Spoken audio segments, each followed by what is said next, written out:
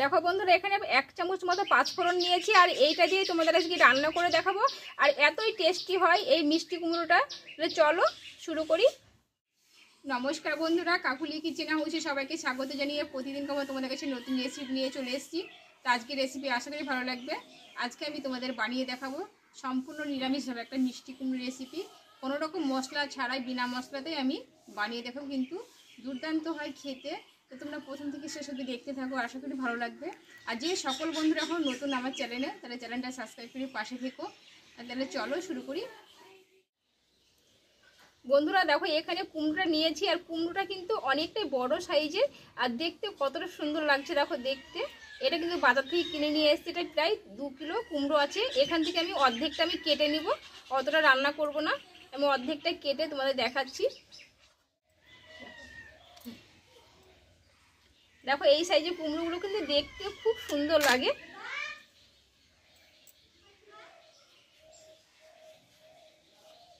দেখো বুকের এই অংশটা আমি একটু কেটে বাদ দিয়ে দেবো, আর এই খোসাটা আমি অল্প করে একটু তুলে নেব।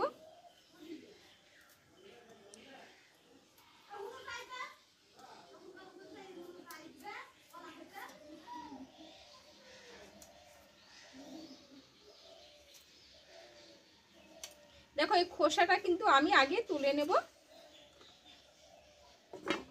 দেখো অল্প অল্প একটু খোসাটা বাদ দিয়ে দেবো। কিন্তু এই কুমড়োটা সম্পূর্ণ কাঁচা হলে, সবুজ সবুজ হয়ে থাকলে কিন্তু এই খোসাটা সমেত রান্না করলে খুব টেস্টি হয় খেতে।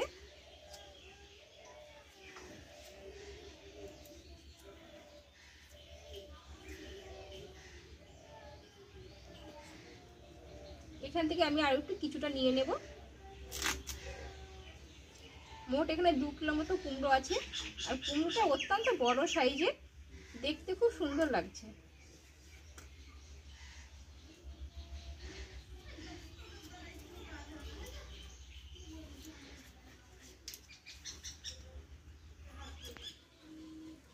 দেখো কুমড়োগুলো আগে আমি এইভাবে পিচ করে নেব। আর কুমড়োটা কতটা মোটা দেখো।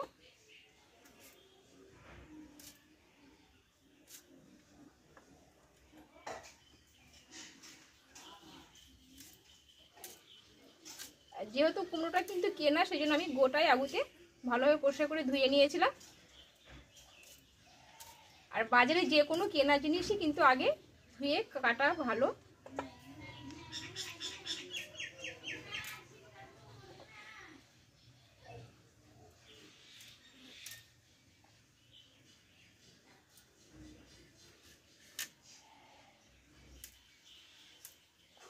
কুমড়োটা সম্পূর্ণ কেটে নেব আগে।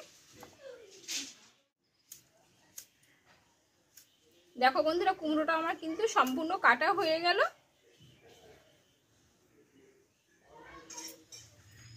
বন্ধুরা তাহলে কুমড়োটা সম্পূর্ণ আমার কাটাও হয়ে গেল। এবার চলো তাহলে উনুনটা আমি ধরিয়ে নেব। দেখো বন্ধুরা, উনুনটা ধরিয়ে কড়াটা বসিয়ে নিয়েছি। এখানে আমি কিছুটা কাসুরি মেথি নিয়েছি, এটা অল্প একটু হালকা করে একটু গরম করে নেব। আর একদম উনানের জালটা কিন্তু খুবই লো রাখতে হবে। একটু হালকা করে এটা আমি একটু গরম করে নেব, শুকনো খোলা একটু ভেজে নেব। দেখো এটা কিন্তু ভাজা হয়ে গেছে, আমি নামিয়ে নেব। আর এখানে নেব 1 চামচ মতো পাঁচফোড়ন, আর এখানে নিয়েছি 1/2 চামচের কম গোটা জিরে, আর নেব একটা শুকনো লঙ্কা দিয়ে এটা একটু ভেজে নেব আমি।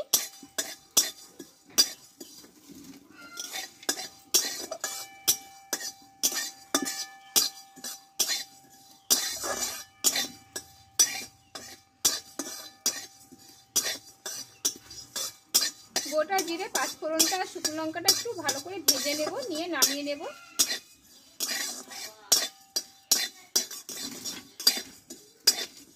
বন্ধুরা এখানে কোনো রকম মশলা ছাড়াই কিন্তু রান্নাটা হবে।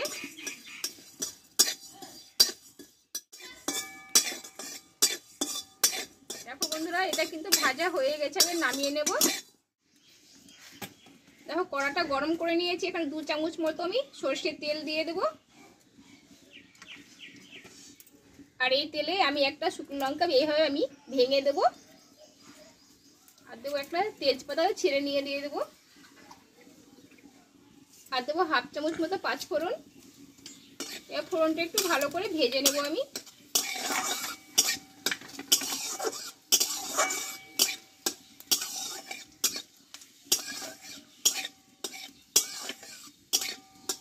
পাঁচ ফোড়ন, শুকনো লঙ্কা, তেজপাতাটা কিন্তু ভালোভাবে তেলে আমি ভেজে নিয়েছি। এইবার এখানে ছোট ছোট দুটো আলু কেটে নিয়েছিলাম, দিয়ে দেবো।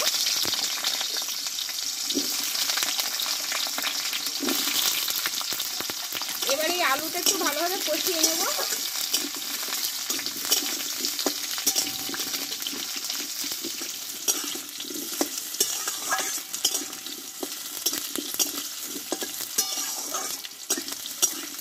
বন্ধুরা এই তেলটাতে আলুটা একটু ভালোভাবে একটু কষিয়ে নেব। বন্ধুরা আলুটা কিন্তু ভালোভাবে কষিয়ে নিয়েছি। এবারে এখানে কেটে রাখা কুমড়োগুলো আমি ঢেলে দেবো। দেখো কিন্তু আলুটা ভালোভাবে কষিয়ে নিয়েছি, কুমড়োটাকে দিয়ে দেবো।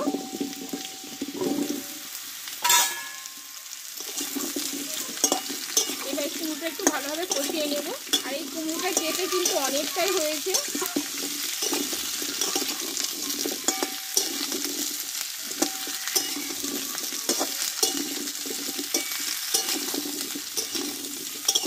এইভাবে আমি নাড়াচাড়া করে ভালোভাবে কুমড়োটাকে কষিয়ে নেব একটু।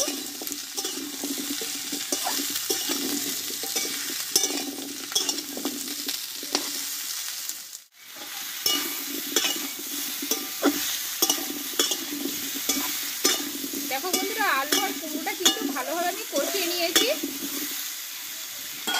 আর এইখানে কিছুটা আমি ছোলা আগেই ভিজিয়ে রেখেছিলাম, দিয়ে দেবো। আর দেবো একটা বড় সাইজের টমেটো। আর দেবো স্বাদ মতো লবণ। আর দেবো একটু হলুদ গুঁড়ো। লবণ হলুদ দিয়ে এবার ভালোভাবে একটু কষিয়ে নেব, যাতে টমেটোটা একটু গলে যায়।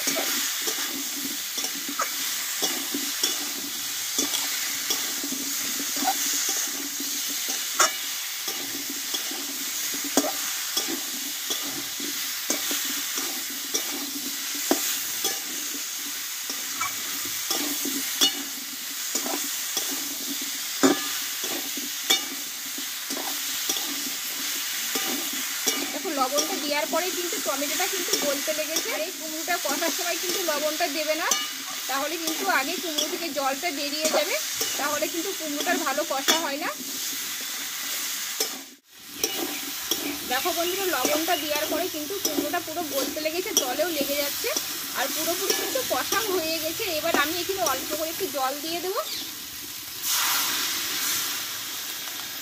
আর এখানে আমি কিন্তু কোনো লঙ্কা দেবো না, যেহেতু একটা লঙ্কা শুকনো লঙ্কা আমি তেলে ভেঙে দিয়েছি আর একটা ভেজে নিয়েছি। দুটো লঙ্কাই কিন্তু এই কুমড়োটা রান্না হবে।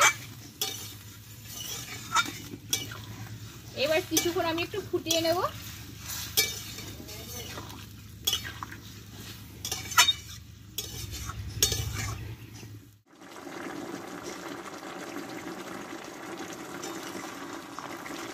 যে অল্প একটু জল দিয়েছিলাম, এই অল্প জলেই কিন্তু দেখো কুমড়োটা পুরো একদম নরম হয়ে গেছে, আর আলুগুলো কিন্তু একদম সেদ্ধ হয়ে গেছে।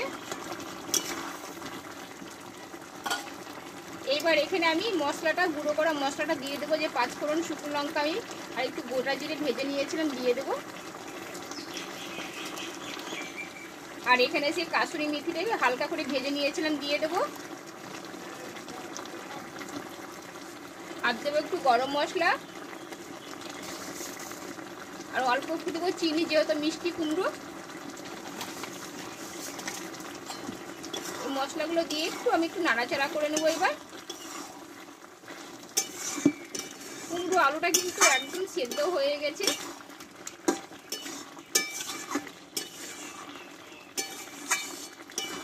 আর কতটা লোভনীয় হয়েছে দেখো বন্ধুরা দেখতে, আর সুন্দর কিন্তু গন্ধও বেরিয়েছে।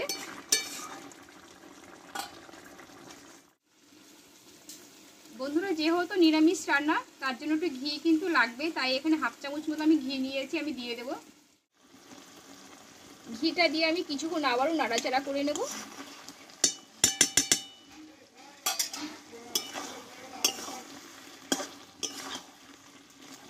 এই 5 ফোড়ন দিয়ে নিরামিষ কুমড়ো রেসিপি একবার রান্না করলে যে কুমড়ো খায় না সেও কিন্তু চেটে পুছে খেতে একদম বাধ্য হবে। এতই টেস্টি হয় খেতে এই কুমড়োর তরকারিটা।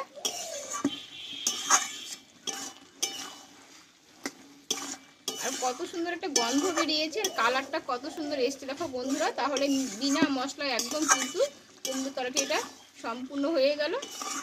আর আলুগুলো দেখো একদম পুরো গলে যাচ্ছে, আর কুমড়োটাও কিন্তু গলে যাচ্ছে। বন্ধুরা দেখো কুমড়ো তরকারিটা কিন্তু পুরোপুরি রেডি হয়ে গেছে, আর কতটা লবণীয় হয়েছে দেখো দেখতে। আর যে একটু রসটা আছে এটা কিন্তু পুরো টেনে নেবে, তাই আমি এইবারেই নামিয়ে নেব। এটা কিন্তু পুরো শুকনো শুকনো হয়ে যাবে, খেতে কিন্তু খুব অসাধারণ হবে। এবার নামিয়ে নেব।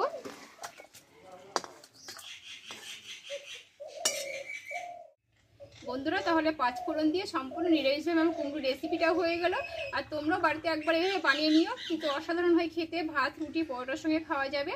আর আমার কুমড়ো রেসিপিটা তোমাদের কেমন লেগেছে কমেন্ট করে জানাবে, ভালো লাগলে লাইক করে দিও আর বন্ধুদের শেয়ার করে দিও। আর এইভাবে আমার নিত্য নতুন রেসিপি দেখতে থাকো, পরে তোমাদের সঙ্গে অন্য কোনো নতুন রেসিপিতে দেখা হচ্ছে। তোমরা ভালো থেকো, সুস্থ থেকো।